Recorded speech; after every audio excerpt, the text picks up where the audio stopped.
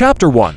Alphaldric's Rise. God Emperor Marcus Aurelius and his descendant God Emperor Aldric are, as normally, fighting against the Dark Emperor, otherwise known as Alpha, in a brief little actual battle before just snapping their fingers and attempting to wipe him from existence itself, but something changes this time. The Dark Emperor, realizing what is about to happen, decides to make a risky play. He creates a blade of darkness and uses it to make a cut in God Emperor Aldric's skin, before then crumbling his own physical body and transforming into his true form that would be pure darkness itself, consisting of his tendrils of darkness. And he inserts one of his tendrils of darkness into God Emperor Aldric's cut, placing his influence into it and beginning to enter through it, allowing him to technically make himself part of God Emperor Aldric as to not be snapped away. As then, after the snap, he then entirely goes into God Emperor Aldric's body, all of the while making the illusion of him rushing at God Emperor Aldric and disappearing against his body. God Emperor Aldric then begins to scream out in pain as the Dark Emperor, Alpha, takes control of Aldric's body from within, and eventually, he succeeds, but God Emperor Marcus Aurelius doesn't even know. The screams of anguish and defiance echo through the cosmos as the Dark Emperor Alpha takes over God Emperor Aldric's body. The tendrils of darkness coil around his organs, his very soul, until they are one. The once divine visage of Aldric contorts into a twisted mockery of its former glory. The light in his eyes extinguished, replaced by the cold, calculating gaze of Alpha. "Are you all right, Aldric?" God Emperor Marcus Aurelius asks, concerned for his descendant. "I'm fine. I think he tried to possess me or something like that," Alpha says, using Aldric's voice and pretending to be Aldric, and doing so disturbing well. God Emperor Marcus Aurelius nods, his eyes scanning the area for any sign of the elusive Dark Emperor. He doesn't suspect a thing, the illusion of Alpha's defeat too convincing. But inside, Alpha is laughing maniacally, his tendrils of darkness spreading through Aldric's body like a dark plague. He feels the power of the God Emperor within him, and it is intoxicating. The potential, the knowledge, the very essence of creation itself.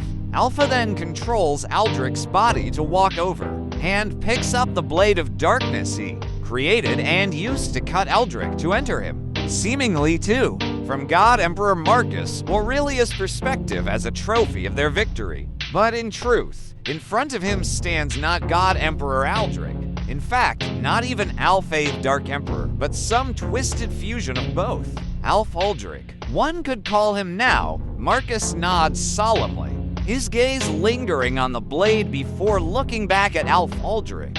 Not knowing the horror that lurks within, "We must inform the others," he says, his voice carrying the weight of newfound responsibility. "Yes, let Lady Winter and others know, and do the thing you did in the past as well," Alphaldric says, referring to how God Emperor Marcus Aurelius had taken control of the respective rival empire of the time, the Empire of Frosthaven, along with the world itself back in the year 1004. And now, Alphaldric is suggesting he do the same for here with the shattered USA and the rival empire of Sunhaven now.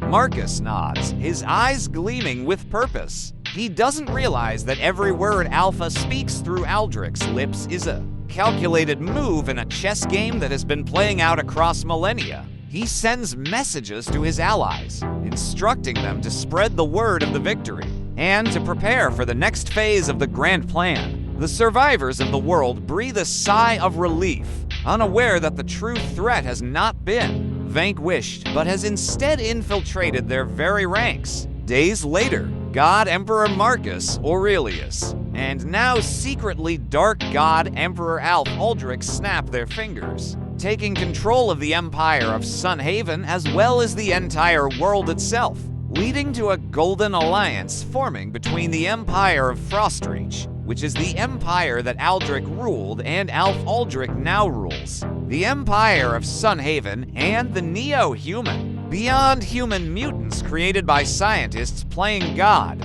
The world begins to rebuild under the guidance of the Golden Alliance, with technology and magic intertwined as never before. However, in the shadows, Alphaldric starts to manipulate events to his liking, planting seeds of doubt and discord among the allies. His ultimate goal is to become the sole ruler of all realities, and he knows that patience is key. Alphaldric begins to resurrect and re-empower former puppets, including the Shadow King, Mordecai. Once long ago, the necromancer of Marcus Aurelius' own Empire of Sanctity, but who was turned away once he lost the Battle of Vatican City, and had his powers stripped from him by Emperor Thoric I of Frosthaven, and thus had turned to shadow magic to get his vengeance, including via mutating himself in ways both magical and scientific.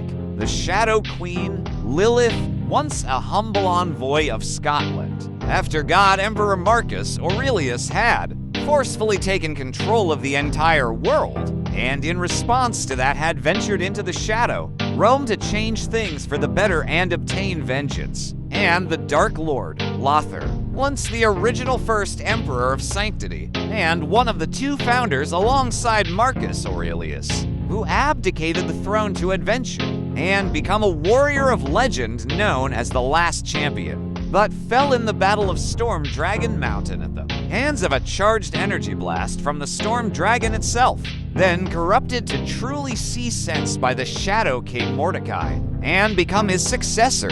He even repairs the Dark Lord Lothar's blade, and restored the Shadow King's lost former necromantic abilities, all under the cover of secrecy.